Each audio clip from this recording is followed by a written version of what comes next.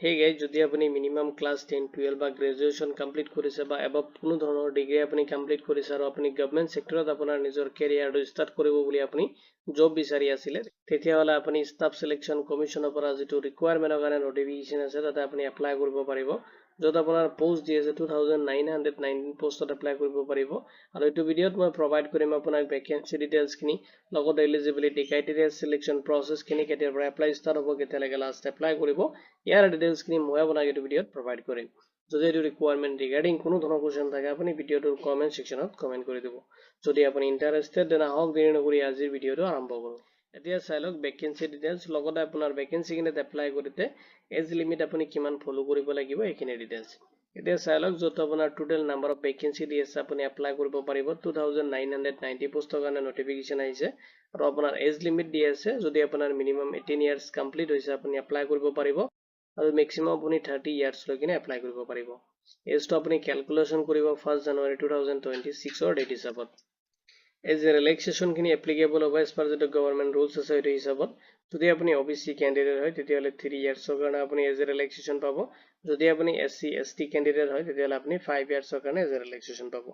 যদি আপুনি PWBD candidate হয় তেতিয়াহলে আপুনি 10 ইয়াৰ্সৰ কাৰণে as a relaxation পাব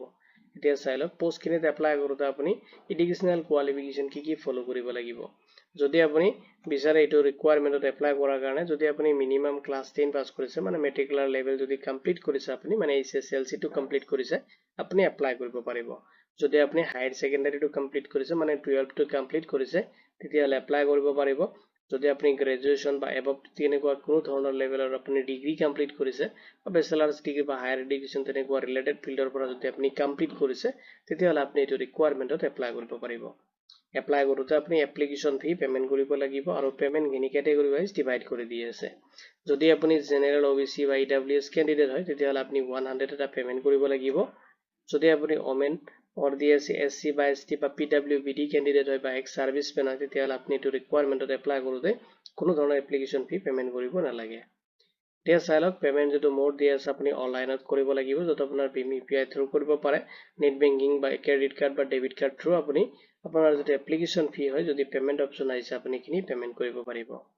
এতিয়া চাই লওক সিলেকশন প্ৰসেস খিনি লগতে আপোনাৰ এক্সামটো স্কিম দিয়া আছে যত আপোনাৰ সিলেকশন প্ৰসেসত ফাৰ্ষ্টত আপোনাৰ মোড অফ এক্সামিনেশন থাকিব আপোনাৰ কম্পিউটাৰ বেসড টেষ্ট হ'ব আৰু যত আপোনাৰ মাল্টিপল চয়েস আপুনি কোৱেশ্চন পাব যত আপোনাৰ অবজেক্টিভ টাইপ থাকিব যত আপুনি কভাৰ কৰিব লাগিব জেনাৰেল ইন্টেলিজেন্স জেনাৰেল এৱাৰনেস কোৱান্টিটেটিভ এপ্টিটিউডছ লগতে আপোনাৰ যেটো ইংলিশ ল্যাঙ্গুৱেজ আছে এইখিনি আপুনি কভাৰ কৰিব লাগিব কম্পিউটাৰ বেসড এক্সাম হ'ব তাৰ কাৰণে নেক্সট চাব আপোনাৰ টোটাল যেটো কোৱেশ্চন থাকিব 100 কোৱেশ্চন থাকিব আৰু আপোনাৰ 25 পাৰ সেকশনত থাকিব এটাকে সেকশনত আপুনি 25 কোৱেশ্চন আপুনি ৰিসিভ কৰিব টোটাল আপোনাৰ মাৰ্ক দিয়া থাকিব 200 আৰু এটা কোৱেশ্চনত আপুনি 2 মাৰ্ক ৰিসিভ কৰিব নেগেটিভ মাৰ্কিং আছে যদি আপুনি এটা ৰং আনসাৰ মানে তাতে ইনক্লুড কৰিছে তেতিয়ালে 0.50 মাৰ্ক আপোনাৰ যেটো কাৰেক্ট আনসাৰ তাৰ পৰা ডিডাক্ট কৰা হ'ব ডিউৰেচন আপোনাৰ 60 মিনিট ৰিসিভ কৰিব এইটো এক্সাম দিয়াৰ কাৰণে এতিয়া চালক কেনেকৈ আপুনি এপ্লাই কৰিব ফাৰ্ষ্টত আপুনি SSC ৰ যেটো ষ্টাফ সিলেকশন কমিশনৰ যেটো অফিচিয়াল ওয়েবসাইট আছে তাতে ভিজিট কৰিব যিকোনো ব্ৰাউজাৰ এটা ওপেন কৰি যদি আপুনি ssc.gov.in সাৰ্চ কৰে ষ্টাফ সিলেকশন কমিশনৰ যেটো অফিচিয়াল ওয়েবসাইট আছে আপুনি তাতে ভিজিট কৰিব পাৰিব নেক্সটত আপুনি ওয়ান টাইম যেটো ৰেজিষ্ট্ৰেচন পোৰ্টাল আছে তাতে ক্লিক কৰিব যদি আপুনি নিউলি এটো ৰিকুৱাৰমেন্টত এপ্লাই কৰি আছে বা আগতে যদি আপুনি SSC আপুনি জবত এপ্লাই কৰিছিলে দেন আপুনি জাস্ট লগইন কৰিব লাগে ওয়ান টাইম ৰেজিষ্ট্ৰেচন আপুনি কৰিব নালাগে যদি আপুনি ফাৰ্স্ট টাইম ভিজিট কৰি আছে তেতিয়ালে ওয়ান টাইম ৰেজিষ্ট্ৰেচন প্ৰসেস খিনি কমপ্লিট কৰিব নেক্সটত আপোনাৰ যেটো লাইভ ফটো খিনি আছে লগতে ৰিকুৱাৰমেন্ট স্কিল খিনি এখানে আপুনি কৰিব লাগিব যদি আপুনি বিচাৰে SSC যেটো মোবাইল এপছ আছে তাৰ পৰা আপুনি বাকি প্ৰসেস খিনি কৰিব পাৰিব নেক্সট আপুনি এপ্লাই কৰোতে পোষ্ট যেটো কোড আছে এখিনি আপুনি ম্যান্ডেটৰি তাতে ফিল আপ কৰিব লাগিব আৰু কোড খিনি আপোনাৰ ৰিজন ওয়াইজ ডিভাইড কৰি দি আছে যদি আপুনি বিচাৰে তাতে লিংক দি আছে আপুনি তাৰ পৰা চেক আউট কৰিব পাৰিব লগতে অফিচিয়াল যেটো নটিফিকেশন আছে তাতে আপুনি চেক কৰিব পাৰিব ৰিজনেল ইনফৰমেশন যদি আপুনি আসামৰ পৰা এপ্লাই কৰি আছে তো সেই ক্যান্ডিডেট খিনি কাৰণে এখিনি ডিটেইলছ আপুনি ফলো কৰিব লাগিব ফাৰ্ষ্টত চাব যেখিনি ক্যান্ডিডেট আসামৰ হয় যত north eastern should be specified look থাকিব আপোনাৰ যত আপোনাৰ নৰ্থ ইষ্টাৰ্ণ ৰিজনৰ কাৰণে হ'ব আৰু তাৰে পোষ্ট কোডটো দি আছে আপুনি যদি বিচাৰে এটো পোষ্ট কোডটো আপুনি লিখি লব আৰু আপুনি এপ্লাই কৰোতে এটো কোড মাছবি আপুনি তাতে ফিল আপ কৰিব লাগিব আৰু আসামৰ কাৰণে যেটো এক্সাম সেন্টাৰ দি আছে ইনক্লুডিং হৈ আছে আপোনাৰ গুৱাহাটীত আপোনাৰ এক্সাম সেন্টাৰ হ'ব যদি আপুনি এপ্লাই কৰিছে ডিব্ৰুগড়ত আপুনি সিলেক্ট কৰিব পাৰিব এক্সামৰ কাৰণে যোৰহাট শিলচৰ লগতে আপোনাৰ কোহিমা এণ্ড শ্বিলং এইখিনি এড্ৰেছত আপুনি এছএছচিৰ যিখিনি এক্সাম হ'ব মানে কম্পিউটাৰ বেছ যিটো এক্সাম হয় তাতে আপুনি এইখিনি চেণ্টাৰতেহে আপুনি এক্সামটো এটেম্প কৰিব পাৰিব নেক্সট চাই লওক ইম্পৰ্টেণ্ট ডেটছখিনি দি আছে যেটো নোটিফিকেশ্যন ৰিলিজ কৰি দিছে 13 এপ্ৰিল 2026ত আৰু আপোনাৰ এপ্লাইটো আপোনাৰ 13 এপ্ৰিল 2026ৰ পৰা অনলাইন পৰ্টেলটো খুলি দিয়া হৈছে